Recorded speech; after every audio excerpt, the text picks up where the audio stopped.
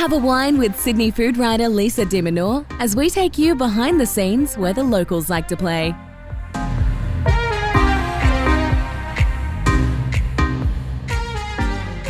Hi guys, I'm having an isolation wine with the man behind Adam Delivers. Adam Towers has been a veteran on Sydney's dining scene since the early 90s with iconic Sydney establishments such as Bistro Moncur, Ond and Bambini Trust under his belt. Adam was already part of the Red Lantern family before joining this Sydney institution, and I challenge anyone to find a more flamboyant and creative restaurant manager. With a personality as vibrant as the food and a talent for dress-up, jumping out of cars, rollerblading and being chased by vicious dogs and neighbourhood villains, Adam, it's a pleasure to have you on the series. Well, thank you, Lisa. That's quite an introduction. Adam, you're certainly not camera shy, so enlighten us about your social media persona, Adam Delivers. Look, thanks, Lisa. Look, once the reality of COVID hit home, Red Lantern had to think really fast, and we had to hatch a plan to keep our doors open. So, I mean, once a restaurant closes their doors, it's very much a challenge to reopen, especially in this environment. So we looked at it, and takeaway and delivery were pretty much our only options. A few years ago, I had a restaurant in Tribeca in New York, and we set up a delivery service there. My favourite part of it was dressing up the delivery boys and tricking out their vehicles. And it was a lot of fun. And so I said to Mark, look, why don't we latch onto this delivery sort of thing? And I said, look, I'll dress head to toe in white and pull out a couple of punchy outfits, and why don't we use my old Beamer? And I'll drive around the eastern suburbs delivering my old BMW. We thought that'd be quite a lot of fun. Sounds it. Was it popular getting dressed up in New York? Was that the thing that people were doing to attract attention? Look, I worked for Sean McPherson and Eric Good. I mean, Eric Good's the man behind Tiger King. So, I mean, they've got a real sort of eye for the quirky and the unusual. And I worked for the John Georges group for a while, and I got poached to go and work for them because they liked my Australian sense of style. So when it came to anything that was to do with like being a little bit creative or left of centre, they'd say, look, I had free reign. So it was a lot of fun, and the wonderful little Mexican delivery boys in these bright white outfits, and it was and tricked out bikes. So they absolutely loved it. Yeah, it really added something special to the business. Talking of unusual and quirky, who writes these videos that you've been making? Honestly, I see a backdrop and I think, ooh. Then I see a prop and I think, ooh. So Mark has a beautiful vintage Harley Davidson. I looked at that and I thought, how can we use that? And I thought, look, my friend Brett has an amazing body, covered in tattoos, really, really like super modelly. And I thought if I put a helmet on him and then he can ride the bike around everywhere, and then we can superimpose my face on top of it, we can do a little short called body double. These things just sort of, they just kind of pop into my head. I would love a body double myself, Adam. well, it's great because he's seriously hot, and he arrives at this house, and the door opens and there's this vixen in a teddy and heels and rollers opening the door, looking all coquettish and sultry, and then the camera zooms around to me and I take the helmet off and it's my face with his body and with, hey, does somebody order a delivery? And then she whisks me inside. It's it's a lot of fun. They're a lot of fun to make. They're a lot of work. They usually go for about a minute and they look quite simple, but sourcing the props, sourcing the talent, sourcing the backdrop, and then bringing it all together in the time of COVID is really tricky. Because you can't just say, hey, everyone meet at my place now. I'm very, very mindful of social distancing and keeping everything keeping everything kosher. Yeah, absolutely. I can imagine.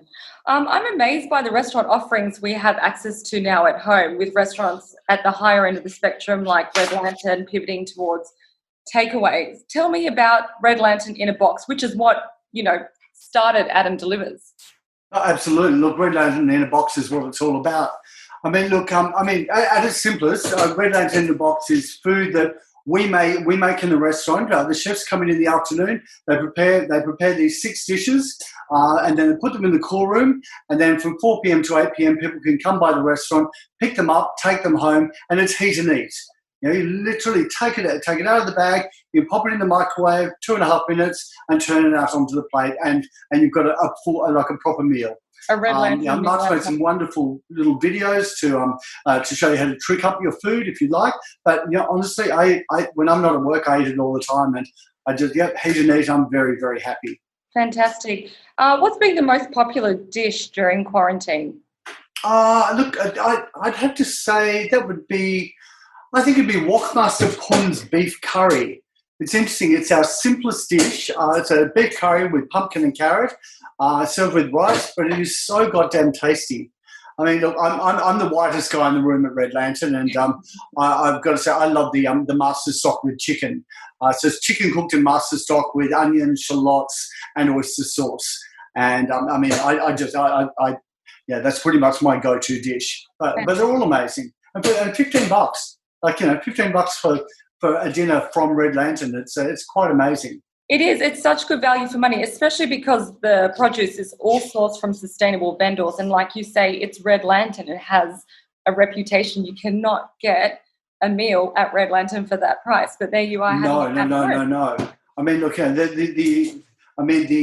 look, we realised early on that we couldn't just offer, just open the doors and offer our food as takeaway, like offer our full menu as takeaway with reduced prices. And the margins in restaurants are so thin, so small in any case that it's just not sustainable. You'd have to have a full coterie in the kitchen. You'd have to order everything, whether you're going to sell it or not. It just it would not work. This is a way that we can get good quality ingredients. We make X amount of the food each day. Once it's sold, it's sold. This is a way of us still being able to offer good quality food and also do it inexpensively. Absolutely, and still staying relevant and at the forefront of people's minds. So when the doors do open, people want the rest of the menu on Red Lantern. Well, that's exactly it. That's Mark's philosophy, is that if we just opened and sold everything now, there'd be nothing special for when we reopened. The theory behind doing, one of the theories behind doing Food in the Box was that it'll be very exciting for people when Red Lantern does reopen, so they can come back and get all their favourite dishes. Now I think you might have noticed online recently that we've just trialled doing our a la carte menu for pickup on Saturday nights. How's that working out? They're like the Red Lantern classics. They're people's favourites. Well, I mean, the buzz was super, super exciting. We have an incredibly loyal fan base, and once people and we do all of our marketing through our own social medias. My Instagram, my Facebook, Red Lantern's Instagram, Red Lantern's Facebook, Pauline's, Mark's, etc. We don't do any outside advertising. So the people that come to us and know about us are people that already know about us, rather than reaching out to new markets. So once people heard that we were opening for, we were doing a la carte for one night only, the phone didn't stop, the orders didn't stop. We actually had to cap it at 22 orders so that we could execute this properly. And I think that sold out within 2 hours of launching it. It was crazy, absolutely crazy.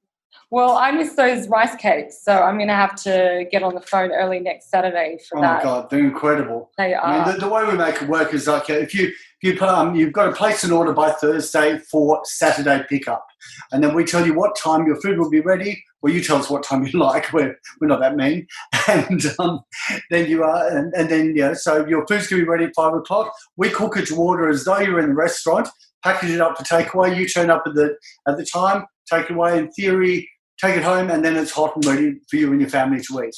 Great. So make sure the dinner's set, everyone, and the wine is poured. Absolutely. Pour the wine, get the settings out ready, and then send your least favourite person off to drive and get it. I love it.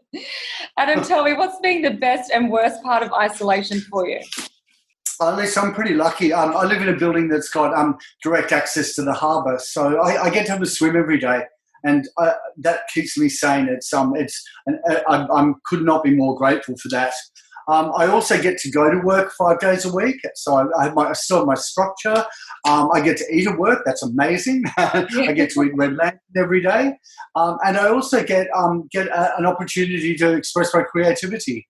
I mean, prior to COVID, running a restaurant of that caliber and that size, it's hard slog, and I didn't have the energy to do much was creative. So to be able to churn out 2 or 3 videos a week and really great videos, I mean, I could not be happier with that. They are fantastic. Yeah, and the next 2, you just wait. You wait. They've just they've become very elaborate. I'm involving more people, more props, more set, more time, and multiple shoots. I've just done an homage to Freaky Friday, where vintage orange TV falls from the sky, knocks me in the head, and I wake up in the body of a 15-year-old girl. Stay tuned for that one. Okay, that drops on Friday. I will. Adam, tell me what will happen to Adam Delivers once lockdown is eased. Will you keep up with the video? Well, look, we're not really sure what the future holds for the restaurant industry, but I mean, I think that given the projections for social distancing within restaurants, I think takeaway and delivery are still going to be an important part. And also, I defy anyone that wants to get in the way of me making videos. Like, we've opened the door now, and I'm going to keep churning out more videos no matter what. Fantastic. And you know what they say? Adam always delivers. Yeah, he certainly does. Well, Adam, it's been such a laugh keeping track of you. You've brought a lot of humour and fun to some very difficult and somber times. And thank you for taking us behind the scenes at Red Lantern. Oh, thank you very much, Lisa. It's been a pleasure. You're listening to Have a Wine, your audio review on eating, drinking, and taking the long way home. For guest updates, follow @HaveAWine as we chat to serious talent and industry insiders. Subscribe and stay curious, Sydney.